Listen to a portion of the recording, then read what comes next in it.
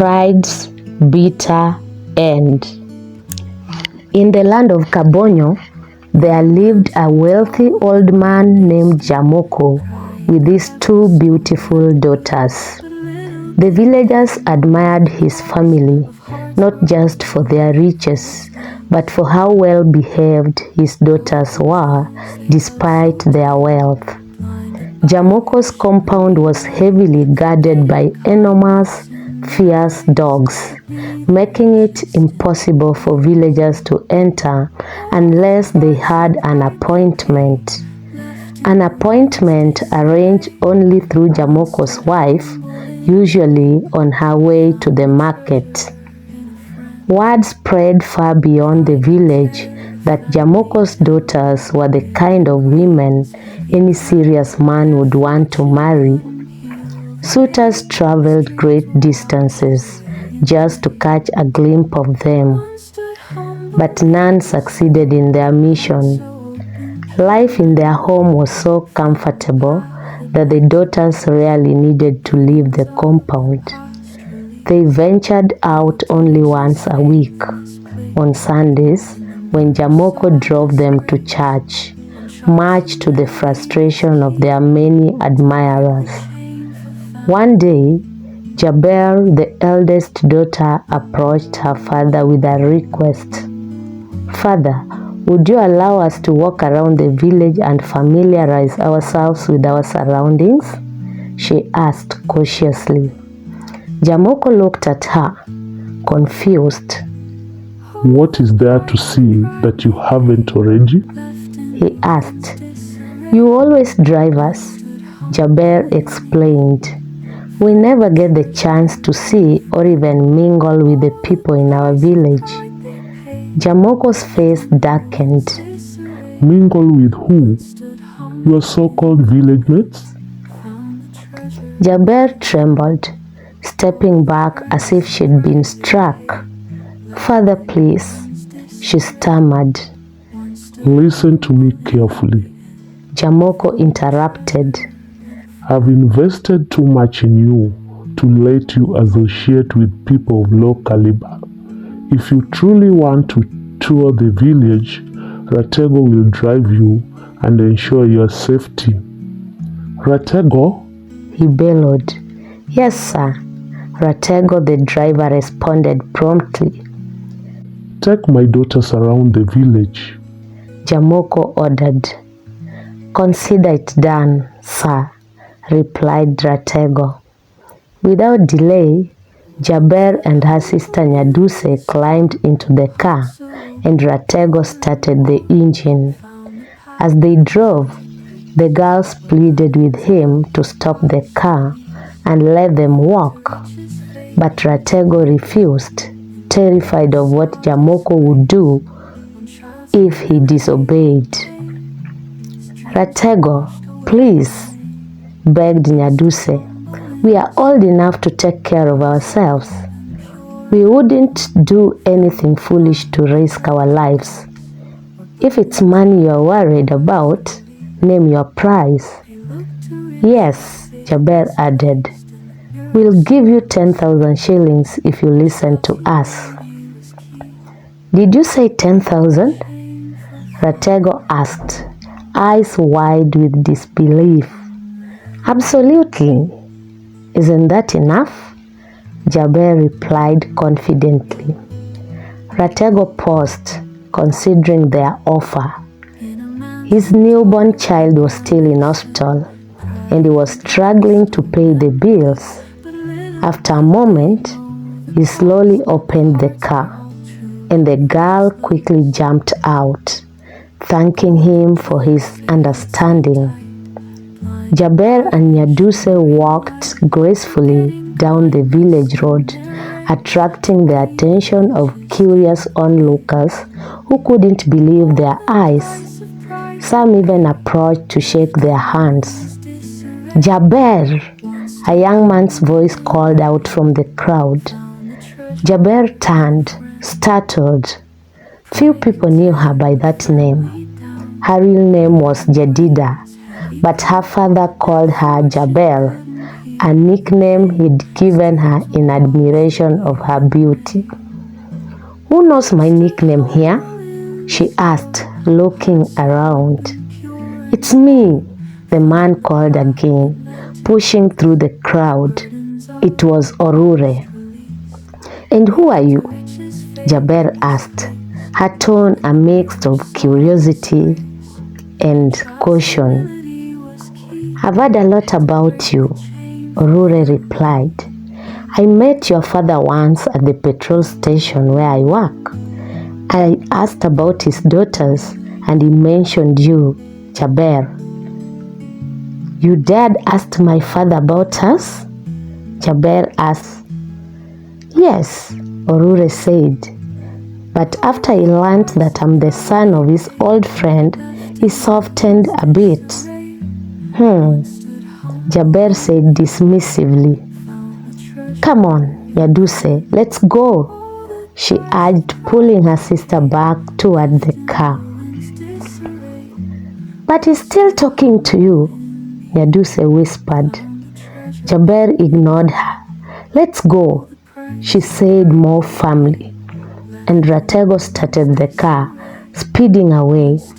Orure, however, was not deterred and followed them on foot, stopping at the gate to their compound. The dogs, sensing a stranger, barked wildly. Jamoko, hearing the commotion, stepped outside to investigate. Seeing the girls, he initially thought nothing of it, but the persistent barking led him to take a closer look. Who are you? Jamoko demanded, glaring at Orure, who stood nervously at the gate. "Sorry, sir," stammered Orure. "I'm Orure, the son of your old friend." Which friend? I have many old friends. "Owenga, sir. I'm Owenga's son." Owenga from Kanyabola? "Yes, sir." And what are you doing here?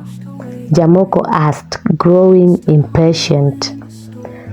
"I saw Jaber and her sister walking in the village, and I wanted to catch up with them." Jamoko's eyes narrowed. Your father is a good man, but why haven't you followed his footsteps? You are playing with fire. Leave my daughters alone and don't let me catch you here again. Before Orure could respond, Jaber and Nyaduse appeared, wanting to know who their father was talking to. When they saw it was Orure, Nyaduse whispered, "It's him again." Do you know him? Jamoko asked, surprised. He's not your class. Stay away from him. Jaber stepped in, shouting, "Father, get rid of him." Together, she and Jamoko pushed Orure away, leaving him to limp down the path. Nyaduse couldn't bear to see the cruelty and retreated to the house.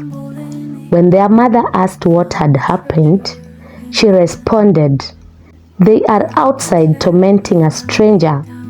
"A stranger? What's a stranger doing here?" their mother exclaimed, running to the gate.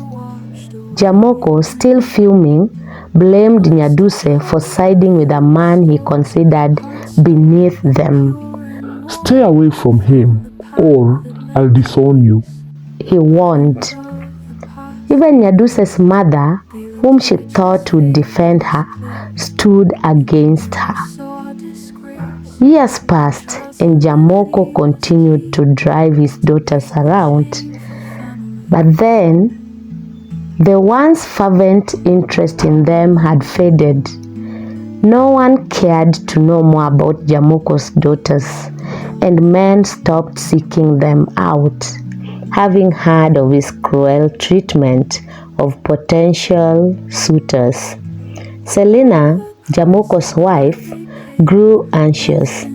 She occasionally asked her daughters if they were seeing anyone, but they always blamed their father for driving men away. One day, Selena returned from the market with a letter addressed to Jamoko. Where's the letter from? Jamoko asked suspiciously. It was given to me by a young man who claimed to be Owenga's messenger. Again, with Owenga? These poor beggars, always trying to get close. Jamoko muttered as he opened the letter. Realizing it was a wedding invitation, he tossed it on a shelf, not bothering to read it. Days later, while cleaning, Jaber found the letter. To her shock, the names on the invitation were Owenga and Orure. "Father," Jaber called, "did you know about this?" Know about what? Jamoko asked. "This wedding invitation. It's from Orure, the man who followed us years ago." What about him? "He's now Professor John Orure, marrying Dr. Mercy Orure." Jamoko was stunned. You're sure? "Yes, look for yourself," Jaber said, handing him the invitation. On the wedding day, the church was filled with dignitaries from all walks of life. As Jaber looked around, she whispered, "Father, he's such a big man now." Jamoko couldn't believe it. After the vows were exchanged, he hurried his family out of the church without saying a word. Months later, Jamoko's health began to deteriorate. He was taken to the hospital multiple times, but his condition worsened. The doctors informed him that the only specialist who could treat him was in high demand and mostly worked abroad. To his dismay, Jamoko couldn't afford treatment abroad.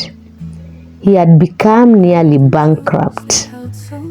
While reviewing patient lists, Orure saw Jamoko's name and called his father. "Is Jamoko sick?" he asked. "I don't know," his father replied. "Why?" "I found his name on a waiting list," Orure said. He then arranged for his father to visit Jamoko, who was too weak to even recognize his old friend. When Owenga arrived, he called Orure, who arranged immediate transport for Jamoko to hospital. After surgery, Jamoko regained consciousness to find Orure, his wife, and his daughter standing at his bedside. He held Orure's hand and sobbed. "I'm so sorry. Please forgive me." Orure smiled kindly. "I hold no grudge against you, sir. Your daughter Nyaduse is a good-hearted woman. She's the reason I prioritized your case." Thank you, my son. I'm so sorry for ever looking down on you. 1 week later, as Nyaduse was doing laundry, Orure and Janam walked into the compound. She warmly welcomed them, and Jamoko could not hide his emotions as tears of gratitude trickled down his cheeks. Overwhelmed with joy, he greeted them and ensured they were given a satisfying treat. During the visit, Janam wasted no time, declaring his interest in Nyaduse. Have you ever met her before? Asked an excited Jamoko. "Yes, we met at the hospital," Janam responded. Is she aware of your intentions? Jamoko inquired further. "We haven't discussed it yet. I wanted to inform you first before approaching her," Janam explained. I have no objections. Jamoko said. I'll encourage her to consider your proposal, but the bigger part of winning her over is your responsibility, my son. Thank you, sir, replied Janam respectfully. Nyaduse was called in, and the news of Janam's proposal was conveyed to her. She was hesitant at first, but later accepted. Things moved quickly after that, and soon a wedding was arranged. Much like Orure's ceremony, this wedding drew a large crowd, including dignitaries from all walks of life. Jamoko was overjoyed and couldn't stop thanking Owenga and his son Orure for their kindness, despite how he had once mistreated them. But amidst all the celebration, Jaber stood with sadness etched on her face as she watched her younger sister walk down the aisle. Being the eldest in the family, Jaber had always believed that she should marry first. However, fate had not been kind to her, as all men who had once shown interest had been scared away by their fathers' overprotectiveness. Nyaduse's marriage brought some consolation to Jamoko and Selina, but Jaber's loneliness and growing frustration were undeniable. Her continued misery weighed heavily on her parents, contributing to their early deaths. Jaber, never having married, remained under Nyaduse's care. On her deathbed, Jaber whispered her final words to her sister. "My dear Nyaduse, humility is royalty without a crown." And that's the end of the story.